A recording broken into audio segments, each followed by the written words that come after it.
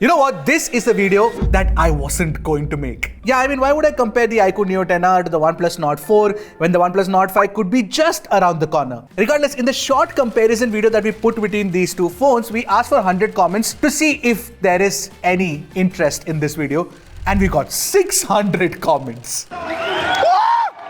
What? So for the 600 people out there who want this comparison and maybe a few more, let's go. Let's find out which one of these two phones should you consider under 25,000 rupees, the iQOO Neo 10R or the OnePlus Nord 4. If you're watching me for the first time, I'm Arshad. This is Trakin Tech English, your destination for detailed, incisive gadget reviews. Now, when you talk about the design of both these phones, I have a slight little, affection for the OnePlus Nord 4 because we definitely need more metal unibody phones. The dual tone design with glass and metal is actually a stunner and I really like it. And this is one of the reasons why I recommended the Nord 4 to a lot of people as well. It's a good looking OnePlus phone. And of course, it feels very premium as well. But one of the things with the Nord 4 is that we've actually used it extensively and we realized that it has a tendency to sort of dent up and scratch up easily. So keep that in mind, especially if you drop it. In comparison, iQOO of course uses plastic, which is an inferior material, so therefore the Nord 4 feels more, premium to hold and use. And with respect to thinness, it's largely identical on both. And the good thing about OnePlus is that despite using metal in the construction, it's only about 4 grams heavier, which is basically negligible. And of course, you do get IP65 rating on both. You get USB Type-C 2.0 at the bottom. You also do get an infrared blaster on the top. But one area where we feel that the Neo 10R has a slight bit of advantage is that compared to OnePlus, which uses Panda glass protection, iQOO uses short sensation up glass protection, which seems to have slightly better, tensile strength. Of course, there's display, performance, camera, software, everything to talk about. But before that,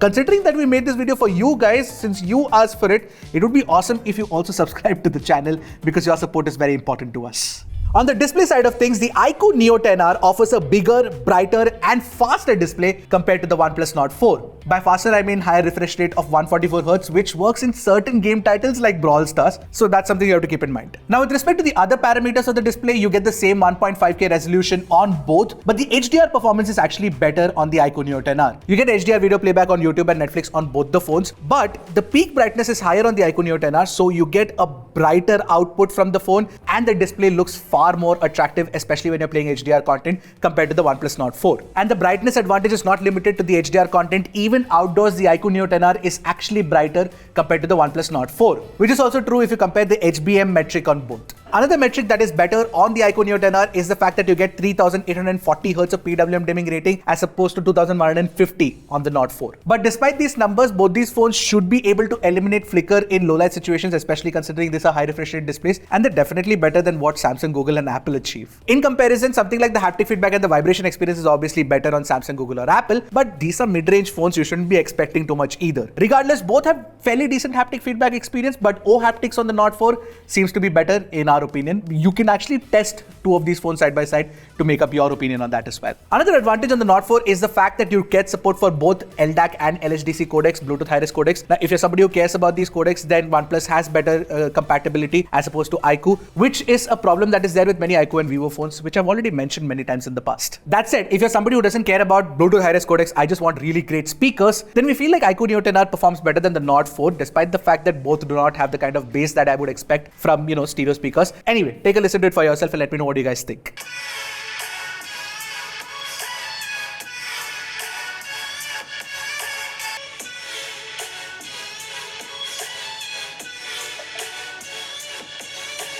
Finally, with respect to the display, you also do get optical in-display fingerprint scanner on both. Very fast to unlock, no problem there. But overall, if you're looking at display and multimedia experience, I think iQOO takes a little bit of a lead over OnePlus. Alright, now time to talk about the performance. Both of these phones use some of the best Snapdragon chips that you can find in this price range. So you get 8S Gen 3 inside the Neo 10R and 7 Plus Gen 3 inside the Nord 4. Now both these phones also have two variants, 8 128GB, 12 256GB, and the 128GB variant of both the phones come with UFS 3.1 storage. The 256GB on the iQOO comes with UFS 4.1 storage, whereas on OnePlus it comes with UFS 4.0 storage, and the RAM type is LPDDR5X on both. Now with UFS 4.1, does the Neo 10R have an advantage? Well, not really, because yes, the sequential write speed is faster, but the read speed is actually slower compared to the Nord 4. And what we notice is that the app opening times are actually faster on the Nord 4 compared to the Neo 10R. Slightly, not by a huge margin, but yeah.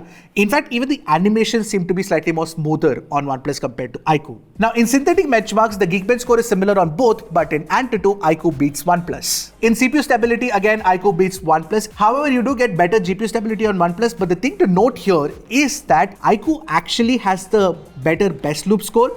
It also loses far less battery life, and it also doesn't get as hot as OnePlus does. So what we feel is that Nord 4 is trying to be more stable, but it's not pushing for performance. iQOO pushes for performance. It's not very stable, but at least it doesn't heat up too much and doesn't lose too much battery life either. Plus, if you're a gamer, the iQOO Neo 10R would be the better option, because compared to the Nord 4, you do get ray tracing support on the 8S Gen 3 with the iQOO Neo 10R. That's not it, you get 120 FPS support on BGMI on the iQOO, which is 90 FPS on OnePlus. But that's not it. The Genshin Impact performance seems to have taken a hit after the updates on the OnePlus Nord 4, because we're not getting the same performance that we got initially. Now, in comparison to the iQOO Neo 10R, of course, the iQOO Neo 10R performs better because you get higher average FPS. Now, with respect to network performance, I mean, both are very good. Nothing to tell the two apart. Very good performance on Airtel and Jio. You get Bluetooth 5.4 support, you get Wi-Fi 6 support, all of that is there. But iQOO doesn't have NFC, which is a bummer. Obviously, OnePlus does have it. Now, with respect to battery performance, the battery life is definitely better on the Neo 10R. The 6400 mAh battery actually lasts 10 to 11, sometimes even 12 hours of screen on time, depending on your usage, which is crazy. The Nord 4's 5500 mAh battery has also been tuned well. You can expect anywhere between 8.5 to 9 hours of screen on time, which is also pretty good if you ask me. But the Nord 4's advantage is that it can charge slightly faster compared to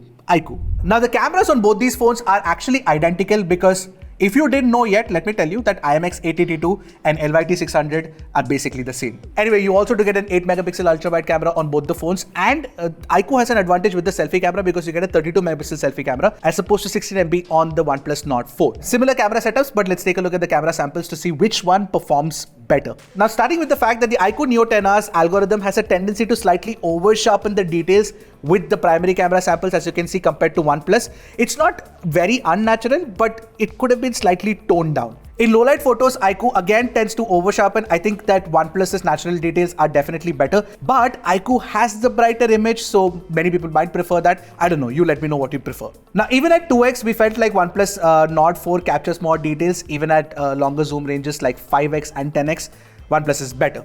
Now, when it comes to color accuracy, however, the Neo 10R beats the Nord 4 thanks to the natural mode on iQOO. The reds and the dark greens in the image are actually better produced on the Neo 10R compared to the Nord 4. But the Neo 10R's problem is that in skin tones, it tends to boost the lighter skin shades, which shouldn't have been the case, but the Nord 4 is better here. And when it comes to darker skin tones, both are really bad, honestly. HDR tuning, however, is better on iQOO compared to the Nord 4. iQOO keeps both the highlights and shadows in check compared to Nord 4, which messes up with the highlights. However, iQOO has that same problem that we've noticed with many mid-range phones, is the fact that when you're shooting people against, a very harsh backlight, then it tends to add a bloom around the face itself. Interestingly, OnePlus used to have this problem before, but they seem to have solved it with the Nord 4. With respect to portrait shots, we felt like both are really good, even at 1x and 2x, and both are actually pretty good at both semantic segmentation and bokeh drop-off. We can't really pick one between the two. However, when you look at the ultra-wide-angle camera on both the phones, I mean, both lack details, they're very soft images. It's an 8 megapixel camera, so you shouldn't expect any better either. And that's the same case in low-light conditions. But the color sense consistency between the primary and the ultra-wide is actually better on the Neo 10R compared to the Nord 4, which is slightly inconsistent. However, for selfies, I have to pick the Nord 4 because we notice that you get better details in daylight and in low light. Although, when you're shooting against the light, the Neo 10R actually does better backlight control compared to the Nord 4, so HDR selfies look better. But in selfie portraits, again, the Nord 4 wins because you get better semantic segmentation and the bokeh drop-off looks good too. Now, when you're looking at video stabilization, it's not great on both, but the Neo 10R seems to have slightly better details in video recording over the Nord 4. When it comes to ultra-wide-angle video, the iQOO Neo 10R is our pick over the Nord 4 because Nord 4's ultra-wide-angle camera shoots very soft daylight and low-light videos, which actually is better on the Neo 10R, and both can only shoot at 1080p 30fps, so keep that in mind. For selfie videos, we will again pick the Neo 10R over the Nord 4 thanks to the fact that you can do 4K 30fps using the Neo 10R, which is 1080p 30fps on the Nord 4. So overall, if you look at it, I think both are equally balanced in terms of camera performance. You can't pick one over the other two, but if you're somebody who wants better selfies, if you want better video quality, then the iQOO Neo 10R would be the way to go. If you're somebody who's going to be shooting a lot of the primary camera, then of course OnePlus is the way to go. Now with software, I'm not going to spend too much time on it. With OnePlus, you do get OxygenOS 15 based on Android 15, but that's one update later, because when the Nord 4 launched, it was with OxygenOS 14. But the good thing is that it still has 3 plus 5 years of updates left, which is the same as iQOO, which has 3 plus 4 years of updates left. So with iQOO, you get FunTouchOS 15 based on Android 15. Now I've spoken at length in many videos about the fact that I prefer OxygenOS 15 over FunTouchOS 15. Now if you want to know more in detail about why I prefer OxygenOS 15, then there's a video here. And if you want to know why FunTouchOS 15 is not that great, you can watch a video here. What are your thoughts on OxygenOS 15 versus FunTouchOS 15? Let me know in the comment section below. So overall, if you look at it, the iQOO Neo 10R would be my pick over the Nord 4. But it is actually doing disservice to OnePlus, because OnePlus's Nord 5 might just be around the corner. It's been a while since the Nord 4 launched. And for it to hold up so well even today is actually a good job done by OnePlus. Regardless, you get better performance, better battery life, and better displays on the iQOO Neo 10R. The camera performance is largely similar. And with the OnePlus, what you get is a design that stands out, of course, and software experience that's better. So with that evaluation, which one would you pick? I'd love to know your thoughts in the comment section. And I'll see you guys in the next one. Until then, keep tracking and stay safe.